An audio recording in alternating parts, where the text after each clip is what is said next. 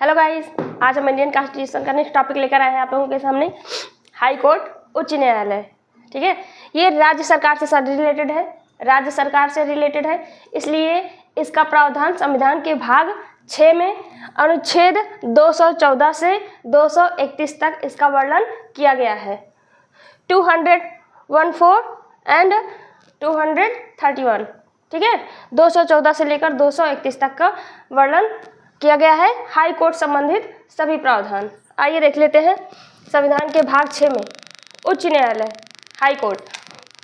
Let's learn.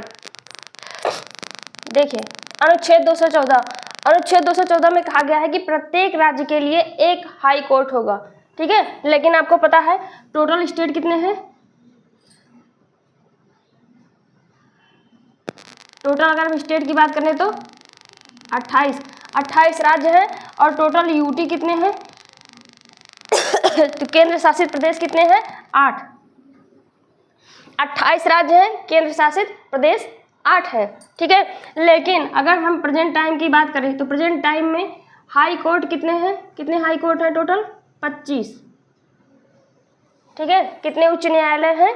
25 उच्च न्यायालय हैं। लेकिन आर्टिकल 214 में कहा गया है कि प्रत्येक राज्य का एक हाई कोर्ट होगा और वर्तमान में 25 उच्च न्यायालय हैं और राज्य कितने हैं? 28। केंद्र शासित प्रदेश कितने हैं? 8।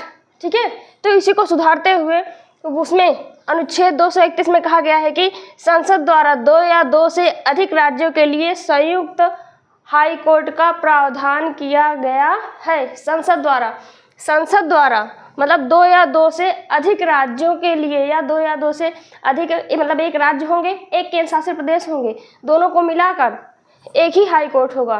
ठीक है, दोनों के लिए एक ही हाई कोर्ट होगा। ऐसा भी हो सकता है कि 2 राज्यों के लिए एक ही हाई कोर्ट हो। ठीक है, ऐसा अपने यहाँ इंडिया में ऐसे कई स्टेट हैं जिनके लिए 2 राज्यों के लिए एक ही हाई कोर्ट है, या 2 केंद्र शासित प्रदेशों के लिए एक ही हाई कोर्ट है, या राज्यों के केंद्र शासित प्रदेशों को मिलाकर एक ही हाई कोर्ट है। सिर्फ 8 यूनियन टेरिटरी, 8 केंद्र शासित प्रदेश में से सिर्फ एक दिल्ली ऐसा केंद्र शासित प्रदेश है जिसका अपना अलग से हाई कोर्ट है। ठीक है, दिल्ली का अपना अलग से उच्च न्यायालय है। बाकी के जितने यूटी हैं, जितने यूनियन टेरिटरी हैं, वो उनका जो है उच्च न्यायालय संयुक्त रूप से है।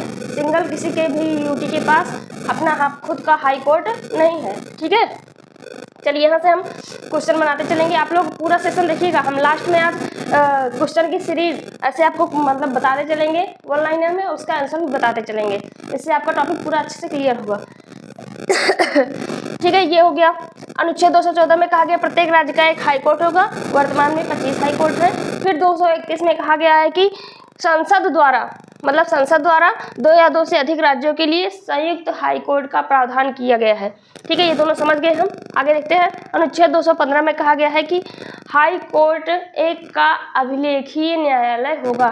जैसे हम लोगों ने पढ़ा था सुप्रीम कोर्ट में ना, उसकी कार्य एवं शक्तियों में कि सुप्रीम कोर्ट एक अभिलेखीय न्यायालय होगा। अभिलेखीय न्यायालय का मतलब क्या होता है कि हाई कोर्ट जैसे कोई कानून बना देता है, कानून बनाने का अधिकार तो संसद के पास है, लेकिन जैसे कोई नियम बना देता है तो उसको जो है मानना अधीनस्थ न्यायालयों के लिए जरूरी होता है। अगर वो उनकी अवमानना करते हैं या उनके द्वारा बनाए गए नियमों का उल्लंघन करते हैं तो हाई कोर्ट के पास उन्हें दंड देने का अधिकार होगा।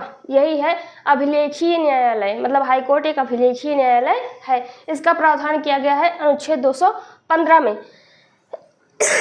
आगे देख लेते हैं अनुच्छेद 216 में हाई कोर्ट का गठन। आइए इसको हम समझ लेते हैं क्या है। देखिए, अनुच्छेद 216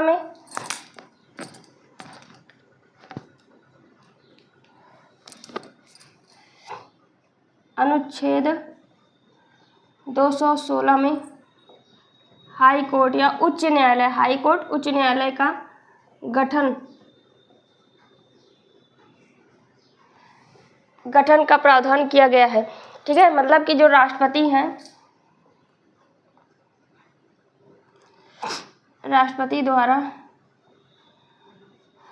यह तय किया जाता है कि किसी भी हाई कोर्ट में कितने मुख्य, एक तो मुख्य न्यायाधीश होंगे, कितने अन्य न्यायाधीश होंगे। देखिए, प्रत्येक प्रत्येक हाई कोर्ट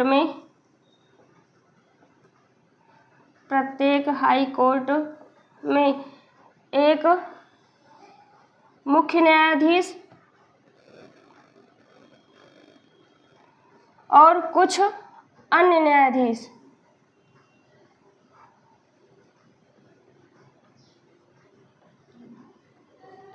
ठीक है। प्रत्येक हाई कोर्ट में एक मुख्य न्यायाधीश होते हैं और कुछ अन्य न्यायाधीश होते हैं।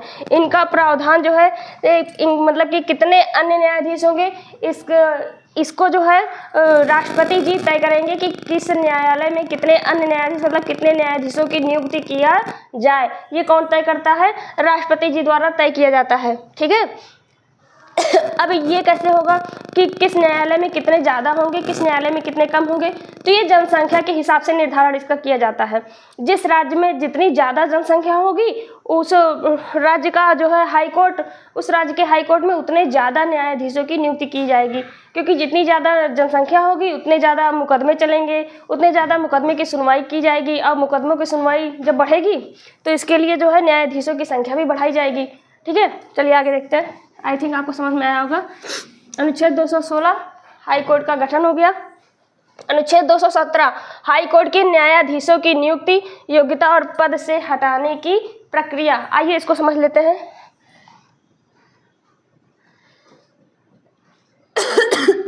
अनुच्छेद 217 हाई कोर्ट के न्यायाधीशों की नियुक्ति,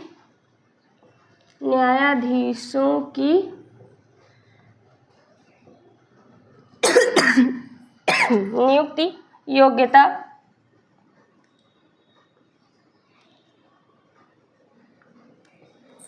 और पद से हटाने की प्रक्रिया।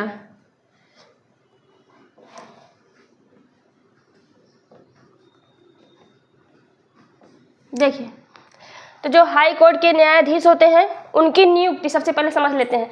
उनकी नियुक्ति कौन करते हैं? राष्ट्रपति जी। देखिए,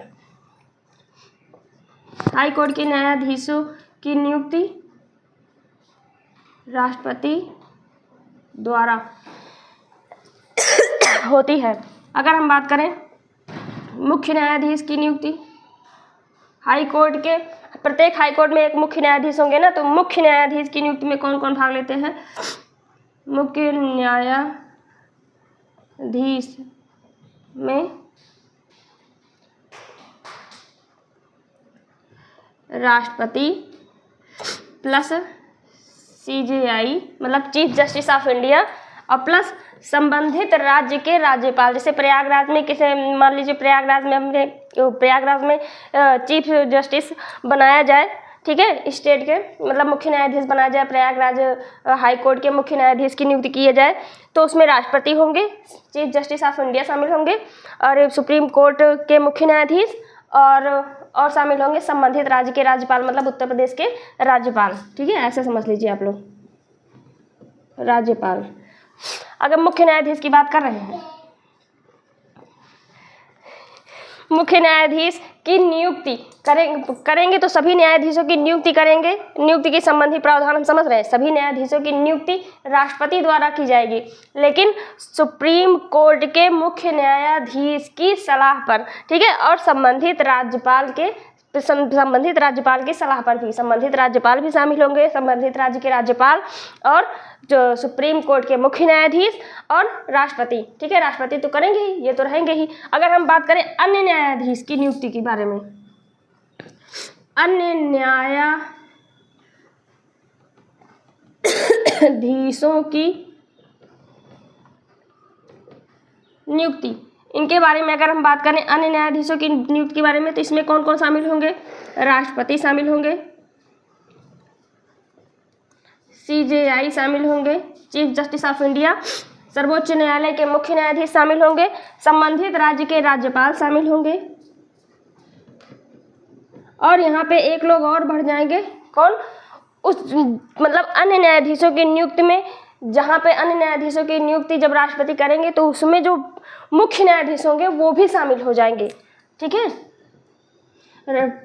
मुख्य न्यायाधीश एक बढ़ जाएंगे अन्य न्यायाधीशों की नियुक्ति में, ये भी शामिल हो जाएंगे मुख्य न्यायाधीश भी।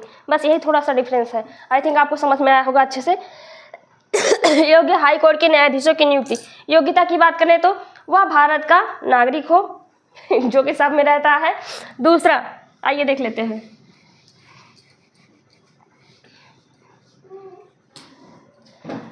हम योग्यता की बात करें तो योग्यता वह भारत का नागरिक हो, और दूसरा योग्यता क्या है कि हाई कोर्ट में, किसी भी हाई कोर्ट में कम से कम 10 वर्ष तक वकालत कर चुके हों।